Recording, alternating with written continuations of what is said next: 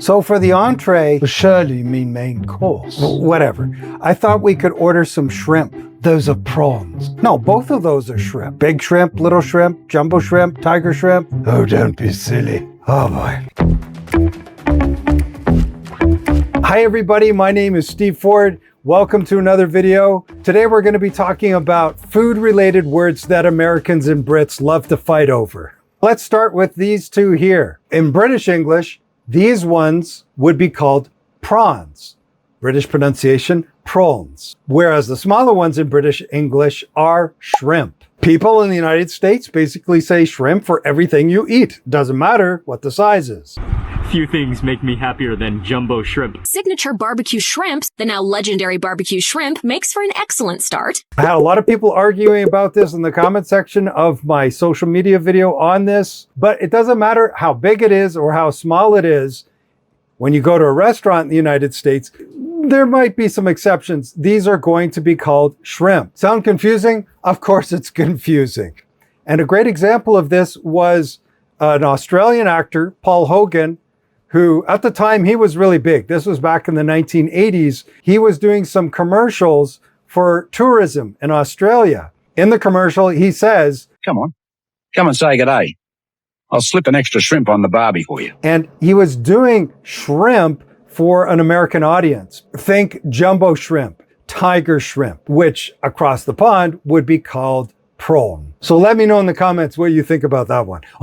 I'm sure I don't need to invite you to leave a comment. I'm sure that there are comments that are popping up as I speak. The next one that I see people fighting over is appetizers, entrees, and desserts, as opposed to starters, main course or mains, and desserts or puddings.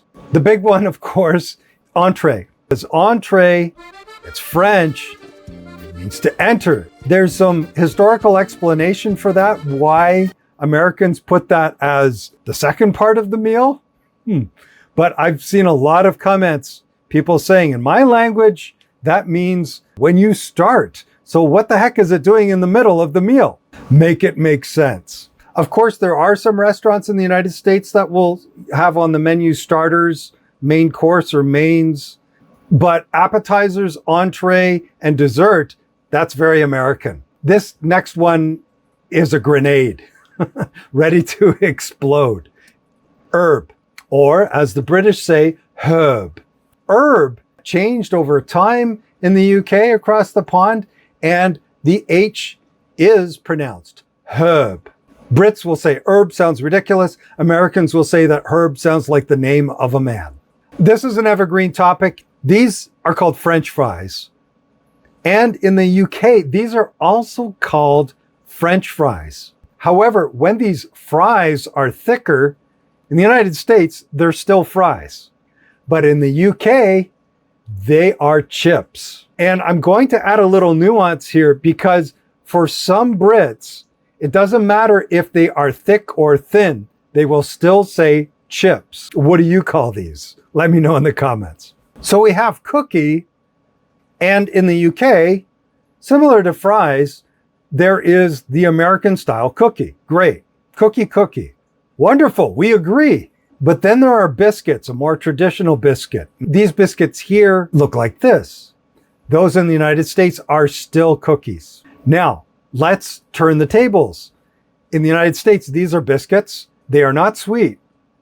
And they are not what many people say, scones. Or other people will say scones. These are sweet. They're delicious. They're lovely to have with tea, but they're definitely, I'm not having biscuits with tea. These are too dry. You have to put a lot of butter on them so that you can wash it down. Comments I normally see, ooh, these look gross. Or, what the heck are these? Rolling on the menu, we have eggplant and aubergine. So the complaint here seems to be eggplant. Why egg? A lot of Brits think that this is stupid. Maybe you don't. Maybe you've seen pictures and you know that the plant initially looks like an egg. I was surprised when I saw these in the comment section and people are posting photos. It does. It looks like a big egg. So I understand why they're calling it Eggplant. Of course, aubergine comes from French and it sounds more chic. Have you got any aubergine? Certainly sounds a lot nicer than, do you have any eggplant? Talking about pronunciation is the way that this word is pronounced. Americans will say basil and Brits will say basil. And they're like, why basil? Why would you say basil? Just doesn't make any sense. What was the name of that famous British actor? His name was Basil Rathbone, was it? How could we forget Jello and jelly? So Jello, this is the name brand, but we also call this Jello. Whereas in the UK, that's called jelly. Now stay with me, because jelly in the United States is this here. No pieces of fruit, and it's made from concentrated fruit juice. Jelly. Jelly. Jelly.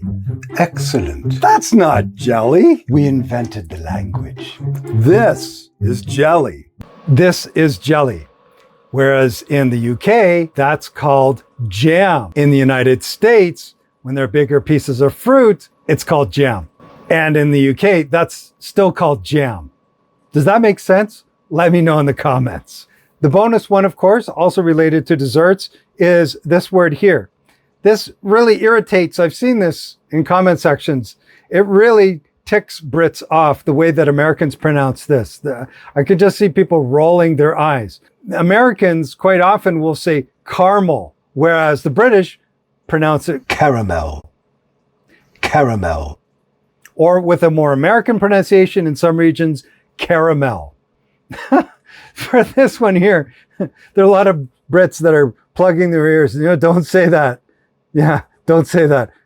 Caramel. No, caramel. So I hope that you enjoyed this lesson. It's always fascinating to see the differences across the pond between American and British English. And as I said, I read through hundreds of comments every day from both sides of the pond. If you have any ideas for my next video, some suggestions, I would be happy to read through them.